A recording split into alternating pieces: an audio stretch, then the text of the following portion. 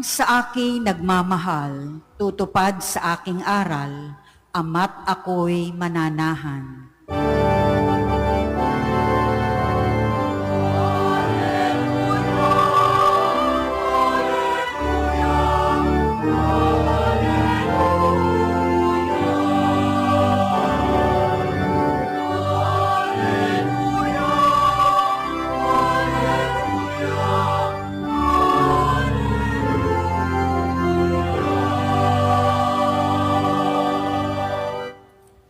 Sumainyo ang Panginoon. At sumainyo rin. Ang mabuting balita ng Panginoon ayon kay San Mateo.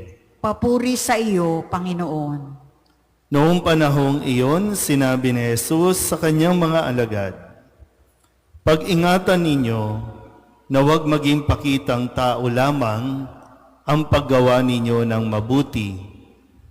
Kapag ganyan ang ginawa ninyo, wala kayong matatamong gantimpala buhat sa inyong amang nasa langit. Kaya nga, kapag naglilimos ka, huwag mo nang ipagmakaingay ito, katulad ng ginagawa ng mga mapagpaimbabaw doon sa sinagoga at sa mga lansangan. Ginagawa nila ito upang purihin sila ng mga tao. Sinasabi ko sa inyo, tinanggap na nila ang kanilang gantimpala. Ngunit kung naglilimos ka, huwag mo nang ipaalam ito kahit sa iyong pinakamatalik na kaibigan upang malihim ang iyong paglilimos. At gagantihan ka ng iyong amang nakakakita ng kabutihang ginagawa mo ng lihim. At kapag nananalangin kayo, huwag kayong tumulad sa mga mapagpaimbabaw. Mahilig silang manalangin ng patayo sa mga sinagoga at sa mga panulukang daan upang makita ng mga tao. Sinasabi ko sa inyo, tinanggap na nila ang kanilang gantimpala. Ngunit kapag mananalangin ka, pumasok ka sa iyong silid at isara mo ang pinto. Saka ka manalangin sa iyong amang hindi mo nakikita at gagantihan ka ng iyong amang nakakakita ng kabutihang ginagawa mo ng lihim. Kapag nag-aayuno kayo, huwag kayong magmukhang malungkot tulad ng mga mapagpaimbabaw. Hindi sila nag-aayos upang malaman ng mga tao na sila'y nag-aayuno. Sinasabi ko sa inyo, tinanggap na nila ang kanilang gantimpala. Kapag ikaw ay nag-aayuno, mag-ayos ka ng buhok at maghilamos upang wag mapansin ng mga tao na nag-aayuno ka. Ang iyong amang hindi mo nakikita, ang siya lamang makaalam nito. Siya na nakakakita ng kabutihang ginagawa mo ng lihim, ang gaganti sa iyo." Ang mabuting balita ng Panginoon. Pinupuri ka namin, Panginoong Heso Kristo. Isang magandang gabi po sa inyong lahat. Ngayon po ay Miyerkules ng ika-11 linggo sa karaniwang panahon at unang araw po ng pagnonobena para sa kapisahan ng kabanal-banalang puso ng ating Panginoong Heso Kristo, o Most Sacred Heart of Jesus. Mga AP, nasan? Taas ang kamay ng mga AP. Kamusta ang mga puso? Ano ba? Sugatan ba? At bakit sugatan? Sugatan ba dahil nagmamahal? O sugatan dahil sa katigasan ng mga ulo? Tingnan po natin ang mensahe ng ating Panginoon sa araw na ito, no, na maganda pong paalala ito sa atin. Lalo pa tayo, no? Tayo mga narito, palasimba, madasalin. Tingnan niyo ay mga katabi ninyo, madasalin. May mga suot pa nga yan na, kwintas, di ba? Kung hindi rosaryo, scapular, palakihan pa. Kung pwede nga lang, kasing laki ng folder, di ba? At ang dami nating nilalagay sa katawan natin, ang dami nating ginagawa, no? Pwedeng paluhod, pwedeng padipa, kung ano-ano pa, no? Makanta pa tayo, ang dami nating ginagawa, no? Pero magandang ma-real talk tayo ngayong gabi. Sabihin niyo nga sa katabi ninyo, huwag kang AI. Alam niyo yung AI? Di ba? Artificial. Ano pag sinabing artificial? Hindi totoo. Ano pag sinabing hindi totoo? Fake. Ano pag sinabing fake? Plastic. Kasi malinaw sa Ebanghelyo, sa mensahe na ibinibigay sa atin ngayon, sabi, kung ikaw ay magdarasal, kung ikaw ay maglilimos, kung ikaw ay mag-aayuno, huwag pakitang tao. Sabi ko kasi, no, tayo mga taga-simbahan, tayo mga nagsisimba, kailangan tayong ma-real talk. Bakit ba tayo nagsisimba? Bakit ba tayo nagli-lead ng mga nobina? Bakit ba tayo nagnunubi-nobina pa dito? Malinaw ba sa atin? Yun lang naman din, no? Kailangan kasi makompronta tayo. Malinaw ba sa atin bakit natin to ginagawa? Gusto lang ba nating mapansin? Wala lang ba talaga tayong ginagawa sa bahay? Gusto lang ba natin Kasi ngayon po, no, lahat ng ginagawa natin, no, lahat kailangan malinaw, ha? Hindi naman natin ginajudge, no? Pero kailangan malinaw sa iyo. Ikaw lang din naman ang makakasagot niyan.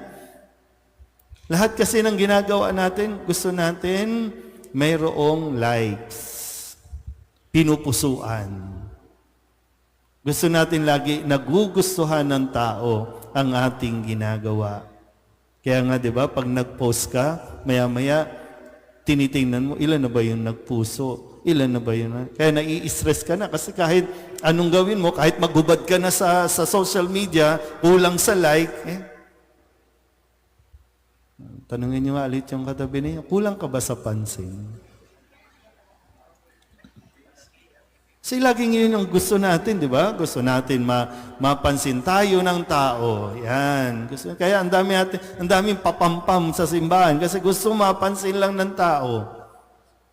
Sa lahat ng ginagawa natin, para bang, ngayon malinaw, kahit anong gawin mo, ang Diyos pa rin ang dapat natin ma-please, hindi ang tao. Ang Diyos. Kaya nga, ano bang ginagawa ko? Kasi baka pagdating ng araw, baliwala naman pala ito kasi hindi naman natutuwa ang Diyos sa atin. Habang nag-organize tayo ng mga activities sa simbahan, ano nangyayari? Nag-aaway-away.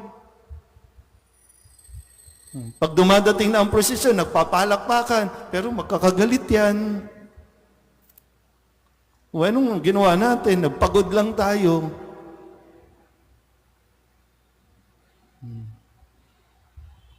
Talagang mari-real talk tayo dito sa ebanghelyo natin ito. Di ba, sa diretsahan, sinasabi ni Kristo, huwag pakitang tao lang. Huwag paimbabaw. Kaya nga kapati nakakalungkot ngayon, no? Pati ang pagtulong sa kapwa, pinagkakakitaan. Tutulong na lang, kumita pa. Di ba? So, hindi talaga genuine na tumutulong. Kailangan natin palabasin yung totoong pagiging generous, yung totoong pagkakawang gawa. Kasi ang isang taong nagbibigay, di ba, pero naghihintay ng kapalit, hindi naman generous ang tawag dyan. Ang tawag dyan, investor.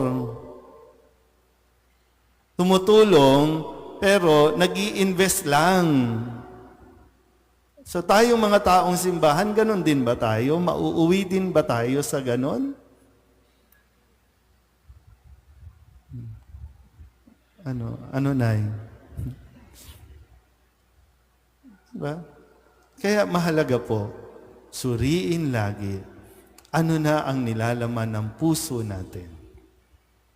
bakit nating ginagawa ang mga ginagawa natin ngayon. Kasi kung gusto mong mapansin, sige, bibigyan kita ng chance. Magtatumbling ka dyan. O pagtapos yan, dapat okay na. Ha? O, kung gusto mo ng palakpak, sige, palakpakan. O, tapos yan, okay na ha.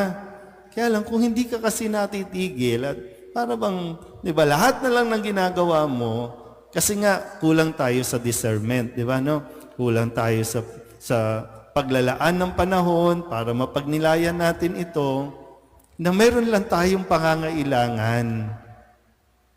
Di ba? Lalo pa, marami kasi talaga kulang sa pansin ngayon. Maraming tumupunta sa simbahan, di ba? Kulang sa pansin sa magulang o ng magulang, ng anak. Kaya kung ano-anong pinagagagawa, mapansin lang. Pero tandaan natin, ha? Nakikita tayo ng Diyos. Hindi yung para bang, hindi ako pinapansin ng Diyos. Hindi. Bawat sandali ng ating buhay, kitang-kita niya. Hindi sa binabantayan tayo, pero kasama natin ang Diyos. Kaya, parang minsan yung, ano ba ito? Parang siguro, no? Pag titingnan tayo ni Jesus, siguro, sa tingin pa lang niya, pagod na pagod naman ito, kawawa naman ito, pagod na pagod. Kasi, pagod na siya sa, yung ma-please niya yung tao, na hindi siya talaga pinapansin, di ba? Ang gusto sa atin ni Kristo, maging genuine, maging natural tayo. Magdasal, kailangan yon, no? Kailangan natin magdasal, dapat tayong mag-ayuno, dapat tayong tumulong at magkawang gawa, magbigay ng tulong. Kaya nga sabi sa sulat ni San Pablo sa mga taga-Korinto, binibiyayaan tayo ng Diyos, hindi para sa sarili lang natin, kundi para mayroon tayong magamit sa pagkakawang gawa. Yan ang sinasabi. Upang may magamit kayo sa pagkakawang gawa, hindi upang may magamit kayo para magpapansin.